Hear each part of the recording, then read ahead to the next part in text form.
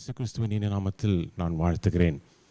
இந்த புனிதமான வாரத்தின் அடிப்படையிலே 3வது நாளிலே நாம் எதை பார்க்க இருக்கிறோம்? ஆண்டவராகிய இயேசு கிறிஸ்து மீண்டும் தேவாலயத்திற்குள் பிரவேசித்து ஜனங்கள் மத்தியிலே அவர் செய்ததான போதனையை முழு நாளும் கர்த்தர் ஜனங்கள் மத்தியிலே அவர் போதித்ததை நாம் வாசிக்கிறோம். மத்தேயு எழுதின சுவிசேஷம் 21ஆம் அதிகாரம் 23 45 வசனங்கள் முடிய நீங்கள் வாசித்து பார்ப்பீர்களானால் அங்கே பரிசேயர்களும் வேத பாரியர்களும் ஆண்டவரை வந்து கேள்வியை எழுப்பினார்கள்.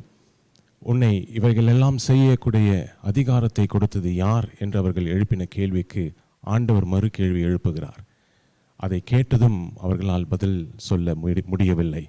தொடர்ந்து ஆண்டவர் ஜனங்கள் மத்தியிலே தன்னுடைய போதனையை உவமைகளின் நிமித்தமாய் அவர் எடுத்து வைக்கின்றார். ஒவ்வொரு காரியத்தையும் அவர் விவரிக்கும் பொழுது இந்த பரிசேயர்கள் ஞானஸ்தர்கள் அதை பார்த்து ஆச்சரியமடைந்தார்கள். நிச்சயமாகவே there is something unique and special about this person. அதை அறிந்து கொள்ளுகிறார்கள். எனவே இந்த நாளிலே நமக்கும் ஆண்டவர் சொல்லுகிற ஒரு முக்கியமான செய்தி என்னவென்றால், நாம் யாரிடத்தில் எவைகளை பேசினாலும் சற்று ஞானம் உள்ளவர்களாய் பேச கடவோம்.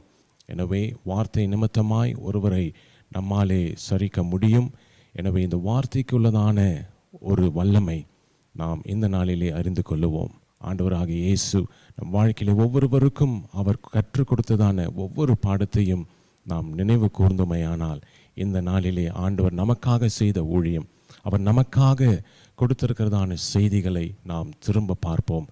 நிச்சயமாகவே கர்த்தர் உங்களை பலப்படுத்துவார். உங்களை ஞானவானாய் கர்த்தர் மாற்ற முடியும். அவருடைய வார்த்தையிலே நிலைத்து நில்லுங்கள். யாரிடத்திலே பேசினாலும் கவனமுள்ளவர்களாய் பேசுங்கள்.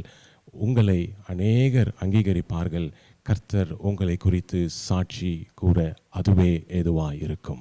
எனவே இவைகளை நாம் மீண்டுமாய் எதிர்நோக்கி திரும்ப பார்ப்போம். அவருடைய வார்த்தை நம்மை தேற்றும், பலப்படுத்தும், ஆசீர்வதிக்கும். கர்த்தர் தாமே உங்களை ஆசீர்வதிப்பாராக.